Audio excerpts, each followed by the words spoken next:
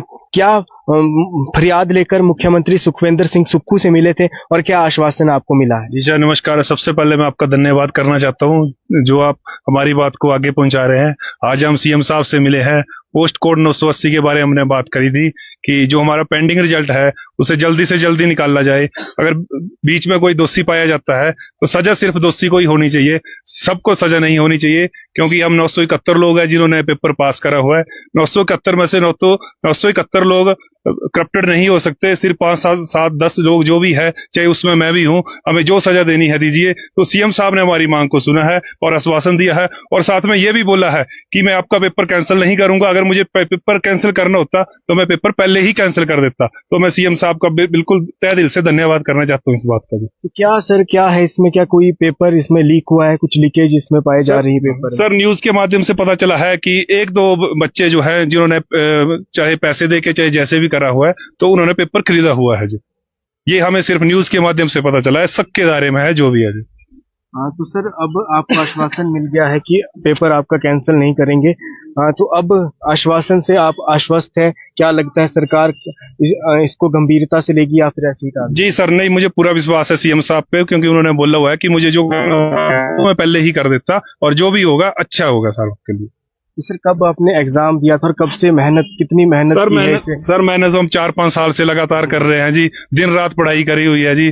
कुछ लोगों की एज भी तो 45 से ऊपर चली गई है जी, वो तो दोबारा पेपर में भी नहीं बैठ सकते। तो ये चीजें जो है सारी सीएम साहब को सोचना पड़ेगी जी। जी सर, आप बताइए कहाँ से आप आए हैं और क्या मांग लेकर आए थे और कितनी मेहनत की है पेपर को क्वालिफाई करने के लिए?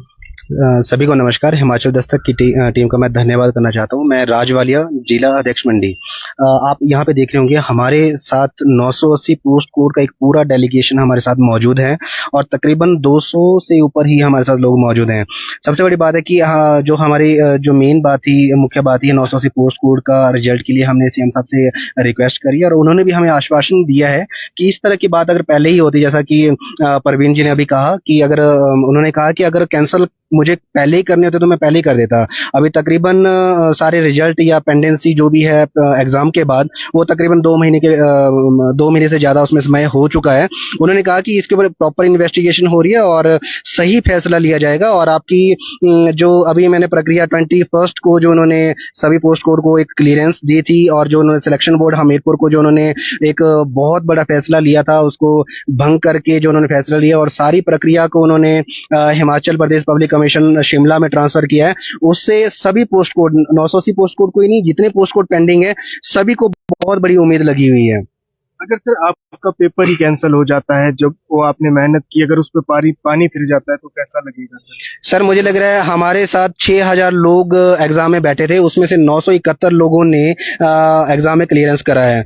तो हम सभी जानते हैं सर, आप भी जानते हैं, अगर 971 में से 971 लोग बेईमान नहीं होंगे, है ना, 971 में से 1-2 अभी हमारे पास इस न्यूज आ भी नहीं रही है, इस तरह की कोई ऑफिशियल न्यूज भी नहीं आ रही है कि इसमें पाया गया है।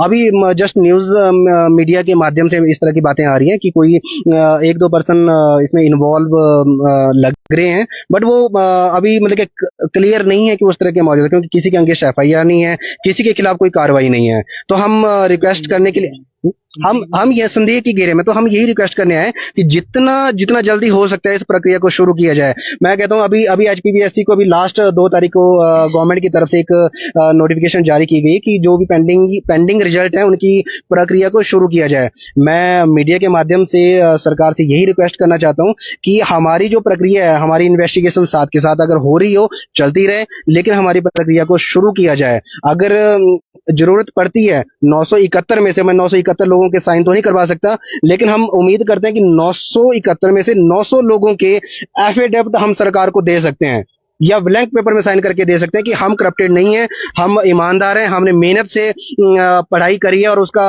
सबको मेहनत का फल मिलना चाहिए। जी सर, आप अपना नाम बताइए। नमस्कार सर, मेरा नाम विजय चौहान है। बेरोजगार कला अध्यापक संघ का मैं महासचिव हूँ राज्य का। हम आज पोस्ट कोड 971 जो हमारा रिजल्ट निकला था उसके विषय में कुछ हमारे को सूचनाएं मिली है कि वो लीक हुआ है या मीडिया के माध्यम से सुनने में आया कि विजिलेंस एफआईआर कर रहा है। तो हमने सरकार से मिलकर मुख्यमंत्री जी से ये आग्रह किया है कि हमारा ये जो रिजल्ट है ये इसको कैंसिल ना किया जाए, दोषियों को सजा दी जाए। और इसी के साथ हमने एक और डिमांड रखी कि हमारे जो मिडिल स्कूल है वहाँ पे ड्राइंग मास्टर की जो पोस्ट है वो 100 बच्चों के ऊपर रखी गई है।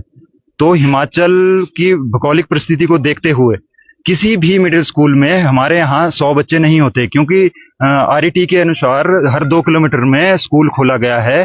तो भौगोलिक परिस्थिति ऐसी है कि हमारे इतने गांव में इतने बच्चे नहीं होते कि 100 बच्चे हो सके मिडिल में, जिस वजह से हमारे मिडिल स्कूलों में ये पोस्ट नहीं भरी जाती। तो मेरा सरकार से ये कहा कि इस 100 बच्चों की कंडीशन को खत्म किया जाए। और एक विषय पे अभी हम सभी साथी डायरेक्टर एजुकेशन से भी मिलेंगे कि जो हमारी पीछे बैच वाइज भर्ती हुई थी और उसमें की जो वेटिंग लिस्ट निकल रही है, उसमें जो अभ्यर्थी 8 महीने 9 महीने पहले नौकरी ज्वाइन कर चुके हैं अदर डिस्ट्रिक्ट में, उन्हें बार बार वेटिंग लिस्ट में निकाला जा रहा है।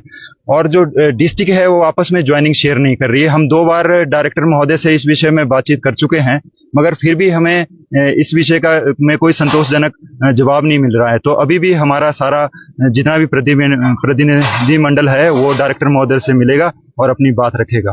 नाम कृतिका शर्मा है, मैं सोलन से आई हूँ। सर, हमने दिन रात मेहनत करके अभी 5 साल बाद तो हमारा एग्जाम निकला है। 5 साल बाद इन्होंने पोस्टें निकाली है, तो हमने बच्चों के साथ, क्योंकि आपको पता है एक शादीशुदा महिलाओं को घर की भी जिम्मेदारी होती है, बच्चों के साथ हम घर में बच्चों को छोड़ के आए हैं।